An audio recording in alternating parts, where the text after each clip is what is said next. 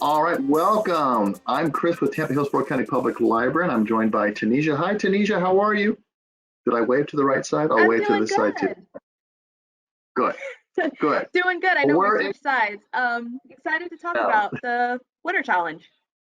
yeah, so we're going to talk a little bit about the Winter Reading Mini Challenge, and we'll go ahead and dive in here. I'm going to turn my camera off, and Tanisha, you can as well, and we'll go ahead and get going. All right, so we have, a lot of you are probably used to our summer reading challenge, and last year we had a fall reading challenge. Well, this year we're doing a winter reading mini challenge. It's going to be a little bit shorter, but we want to tell you all about it because it's starting very soon. All right, so when is the winter reading mini challenge running? It's running December 26th to January 2nd. And there are going to be 3 age groups similar to our summer reading challenge. There's going to be one for kids, one for tweens and teens, and one for adults. I will tell you, pre-registration is open as of today, December 20th, so you can sign up now, and we'll show you where to go to do that. But the challenge doesn't start until December 26th, so you'll have to hang tight. You won't be able to do anything until then, but you can register. And there we go. Pre-registration is open. All right, so what is Beanstack? Beanstack, for those of you who are familiar with it, we've used it, for a few summers now, and for our fall reading challenge, and for our 1,000 books before kindergarten challenge.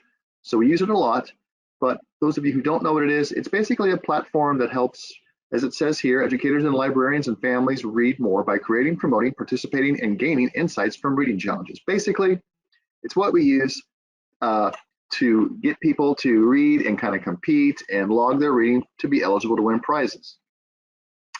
So we have one deadline this year. Like I said, it's a very short challenge, and it's January 2nd.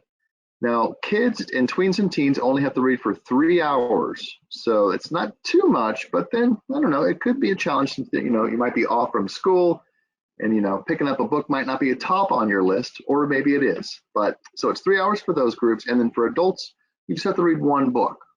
And all participants will, of course, log their reading in Beanstack to earn digital badges for each of those. So I'll show you, oh, sorry, I jumped ahead. So our badges. Now, in addition to reading, we have activities that you can also complete. So these are what the badges are going to look like in the app and on your computer. Like the one on the left is the one book is for adults, and the one that says 1 hour is for teens and tweens and kids. And then below there is just a sampling of some of the activities that you can do. We've got some fun ones that we've come up with. You can make a time capsule, create some art, or you can do a book review. And you can find out about all the activities once you register and go in. There's descriptions for each. All right, so how do you access Beanstack? Now, if you're on a computer and you use a browser like Chrome or Safari or something like that, you're going to go to the URL hcplc.beanstack.org. And from there, you're going to be able to register, or if you're a returning user, you'll just need to enter in your username and password. And we also have an app, which is very, very easy to use. So on your tablet or your phone, this is the more recommended approach, but both work, both are effective. But if you like apps, and we're all using them, it's very easy. Now, the app is available for Apple and Android devices. It's free, which is great as well. And setting it up is very, very simple. It walks you through the steps. And right now I have a little video here that I'll show you kind of the steps for setting up. As you can see right here, this is the opening screen. Once you download the app, you're going to see a screen that says achieve reading goals for you and your family. So let's go ahead and start this video. You'll tap where it says let's go down at the bottom there. And then you're going to tap on school, library, or bookstore. That's going to lead you to where you will enter in the library's name. If you enter Tampa or Hillsborough, it will work. And from here, I'll pause it. Now, this is where you would enter your username or password if you're a returning user. Now, if you don't have an account, there's a sign up option right down there below. And again, signing up is very easy. You just have to enter some information, create an account, you pick a username and a password. And then you enter in some personal information, your name, your age, and of course the email address, which is really pivotal or essential to this whole process. Well, that's how we contact you for your reading prizes. Okay, so once you're in, you're going to get a screen like this that shows you all the different challenges that we offer. And at the very top, it's going to be the Winter Reading Mini Challenge. You'll tap on Register, and that will take you into the actual challenge. And the next screen here, this is sort of the home base dashboard where you'll kind of be able to keep track of all your progress. There's an overview here, some descriptions and stuff like that. But down at the bottom with that red circle around that plus sign, that's what you're going to use to either log your reading or enter in a completed activity. So let's go ahead and hit play again. You're going to tap on the plus sign, and from there you get a screen that you can choose between reading or activity. And if you want to log reading, this example is for kids or tweens and teens. So what you're going to see here is going to be more related to the time spent reading and not the actual book. But anyway, we recommend that you select log without a title. You don't have to enter in the name of the book. We're mainly interested in the time spent reading. So you tap on that and you move on to enter how many minutes you've read. And then you hit done and you're done. Now you do the same steps to log an activity. Basically hit the plus symbol, select an activity, and that'll take you to a screen of all the activities within that challenge. As you see here, there's a nice list of them. Again, you see the book judge and capsule creator that we were talking about. But depending on what you want to do, or if you want to find out what the activity entails, you'll tap on it and it'll give you some information about it. Or if you've completed the activity, you'll have the option to let the system know that you've completed it. And that's what this next screen is. It shows you've completed the activity and you've won the activity badge. Just if you're curious, Parallel Universe Maestro is you write a fan fiction story using the same characters and settings of your favorite book. So that's just a sample of the activities options. And again, like I mentioned, from the main home screen, which is here, kind of the dashboard, you can kind of see your overall progress, how many badges you've earned, how much minutes logged. That will look different for the adults. Of course, you only have to read one book, but that's where you can go and see all of your progress. So that's the app. It's easy, and I probably spent more time talking about it than it would take you to actually set it up. All right, so everyone who completes the challenge by January 2nd will win a free book. This is great. We've got lots of great books that we're ready to send out to all of our participants. As long as you complete it, you're eligible. So read away.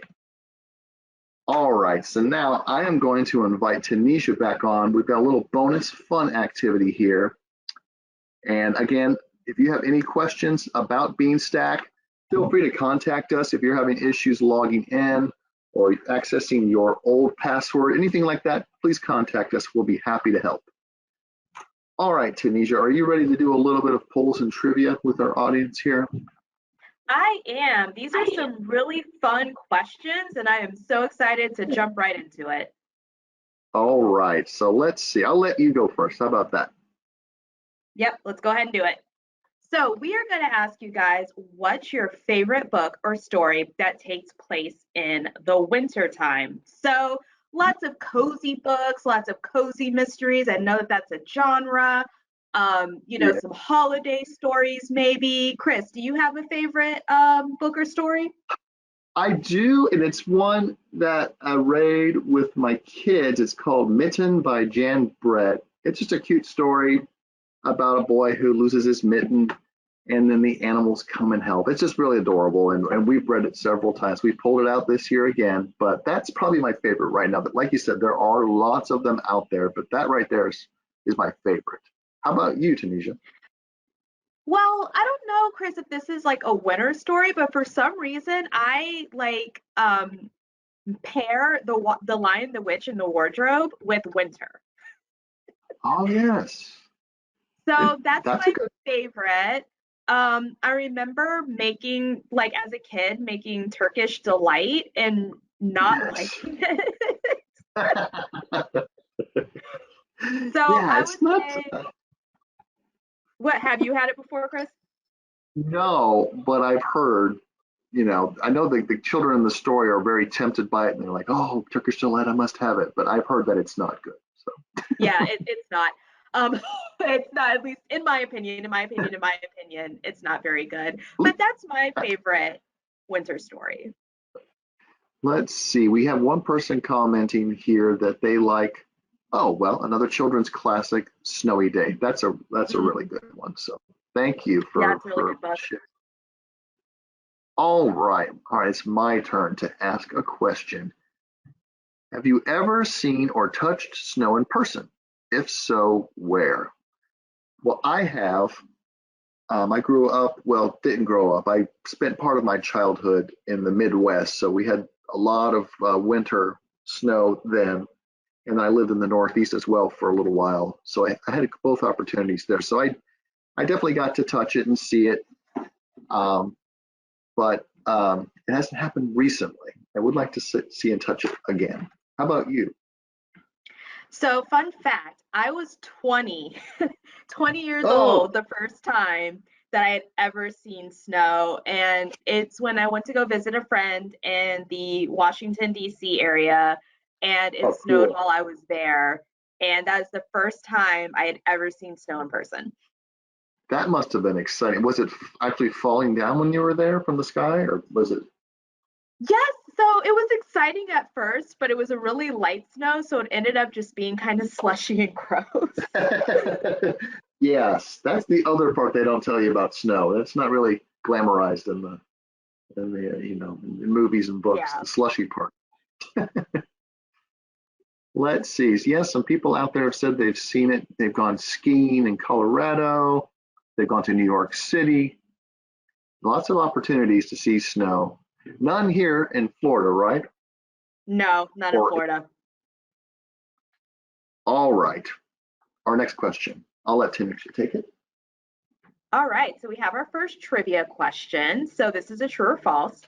Because more sunlight reaches Earth, the winter solstice is also the day of the year with the most amount of daytime, known as the longest day of the year. So while we're waiting for people to answer that question, I am going to take this time to plug one of our celebrations around the world programs. It's actually happening Oh, tomorrow. So if you're also yes. watching this on YouTube, you can check our YouTube channel because it'll be available there as well. We will be doing a celebrations around the world about the winter solstice. So you will learn a Yeah, little bit about that. that is good. Yeah, that's going to be a great program.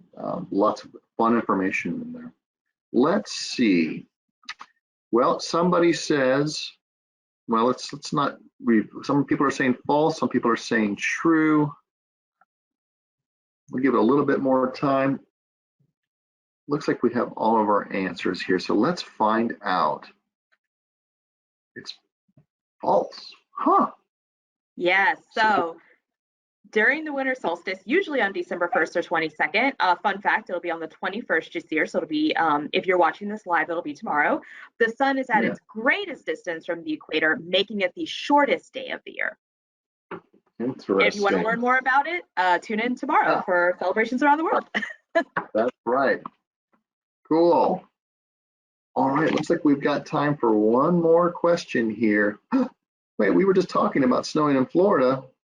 Did it actually snow here? So the question is, in what year did it last snow in the Tampa Bay area? Was it 1993, 1950, 1977, or 2010? Wow, I can't even picture that. Yeah. So another little mini fact: the first time that it sleeted that I saw was this is up in the Panhandle. So this is not the Tampa Bay area. So I'm not trying to confuse you guys.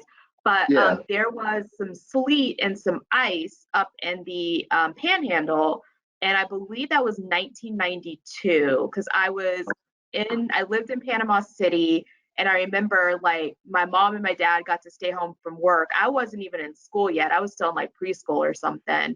But wow, we did get some, I don't want to call it snowfall because it definitely wasn't snowing, but we got some sleet up in the Panhandle. okay.